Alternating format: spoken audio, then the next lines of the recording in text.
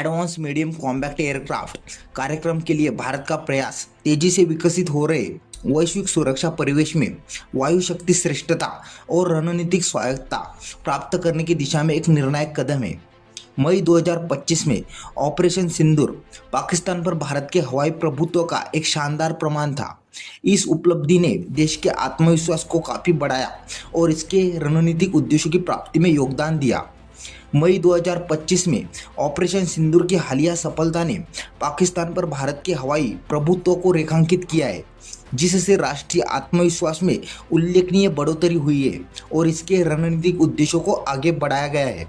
इस ऑपरेशन ने न केवल भारत के वायुसेना प्रणालियों की प्रभावशीलता का प्रदर्शन किया, बल्कि इसकी रक्षा क्षमताओं, डिजिटल प्रौद्योगिकी उन्नति और स्वदेशी विनिर्माण कौशल्य पर वैश्विक ध्यान भी आकर्षित किया। भारतीय वायुसेना के मौजूदा बेड़े में करीब 31 स्क्वाड्रन है, जो 42 स्क्वाड्रन की स्वीकृत क्षमता से काफ़ी कम है, जो वायुसेना की ताकत को मजबूत करने की महत्वपूर्ण आवश्यकताओं को दर्शाते हैं।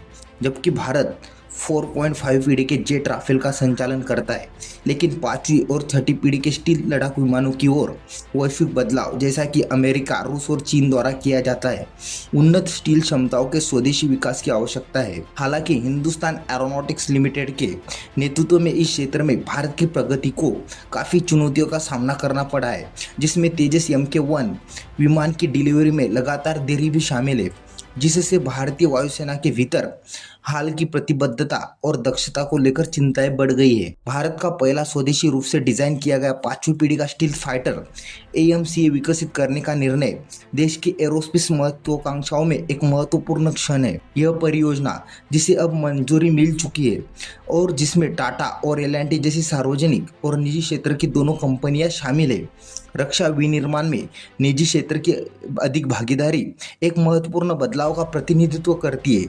एक ऐसा दृष्टिकोण जिसका उद्देश्य नवाचार, दक्षता, आत्मनिर्भरता को बढ़ावा देना है। AMCA को उन्नत स्टील्थ विशेषताओं के साथ एक बहुभूमिका लड़ाकू विमान के रूप में देखा जाता है, जिसमें आगे और पीछे दोनों तरफ से रडार क्रॉस सेक्शन में भारी कमी शामिल है, जो आधुनिक हवाई युद्ध में जीवित रहने के लिए एक महत्वपूर्ण है। डिजाइन में बेहतर सेंसर, इलेक्ट्रॉनिक्स युद्ध क्षमताओं और कृत्रिम बुद्धिमत्ता एकीकरण पर भी जोर दिया गया है, जो AMCA को 5.5 पीढ़ी के लड़ाकू विमान के रूप में स्थापित करता है, जो स्टील्थ, स्थितिजन्य जागरूकता और इलेक्ट्रॉनिक्स काउंटर मेशर्स में रूसी सुखोई 57 जैसे फाइटर को पीछे छोड़ सकता है।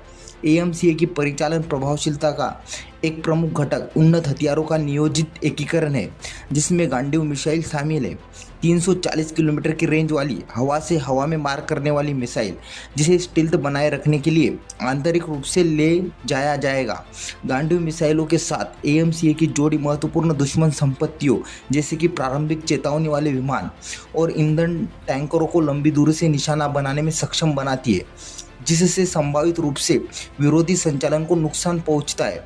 इसके अलावा ब्रह्मोस मिसाइल के हाइपरसोनिक संस्करण का संभावित एकीकरण AMCA की हवा से जमीन पर हमला करने की क्षमताओं को महत्वपूर्ण रूप से बढ़ाएगा, जिससे यह शक्ति प्रक्षेपण और निरोध के लिए एक दुर्जय उपकरण बन जाएगा। AMCA कार्यक्रम 2 चरणों में संचालित किया जाएगा। मार्क 1, जिसमें कोर क्षमताओं को मान्य करने के लिए कुछ आयातित तकनीक शामिल है, और मार्क 2, जिसका उद्देश्य उन्नत AI सुपरसोनिक मिसाइल एकीकरण और संभवतः AI सहायता प्राप्त सह पायलट के साथ पूर्ण स्वदेशीकरण करना है।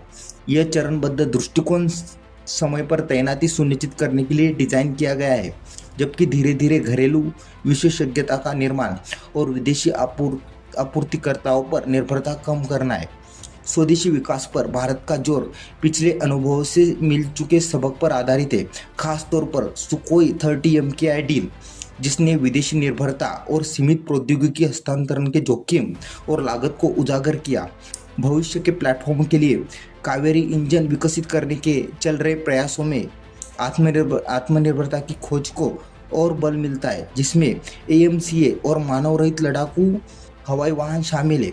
हालांकि मूल कावेरी इंजन परियोजना को महत्वपूर्ण तकनीकी और रसद बाधाओं का सामना करना पड़ा, लेकिन हाल की प्रगति और बढ़ी हुई सरकारी फंडिंग, स्वदेशी गैस टरबाइन विकास के लिए नए सिरे से प्रतिबद्धता का संकेत देती है। एएमसीए परियोजना न केवल एक तकनीकी मील का पत्थर है बल्कि एक रणनीतिक अनिवार्यता भी है। यह पाकिस्तान और चीन दोनों से भारत की सुरक्षा चुनौतियों का समाधान करता है, एक विश्वसनीय निवारक और विवादित क्षेत्रों में शक्ति प्रदर्शन का साधन प्रदान करता है। क्षेत्रीय सैन्य संतुलन को बदलने और भारत की वैश्विक स्थिति को बढ़ाने की कार्यक्रम की क्षमता। एएमसीए की घोषणा के बाद भारत को F-35 की पेशकश करने में अमेरिका की नई दिलचस्पी रेखांकित होती है, जो भारत की स्वदेशी 5वीं पीढ़ी के लड़ाकू पहल के कथित महत्व का प्रमाण है। एएमसीए कार्यक्रम रणनीतिक स्वायत्तता, तकनीकी आत्मनिर्भरता और आधुनिक वायु शक्ति के प्रति भारत की प्रतिबद्धता को दर्शाता है।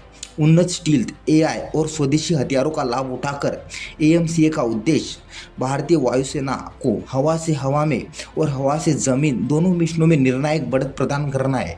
साथ ही वैश्विक एरोस्पेस नवाचार में अग्रणी खिलाड़ी के रूप में भारत की स्थिति को मजबूत करना है।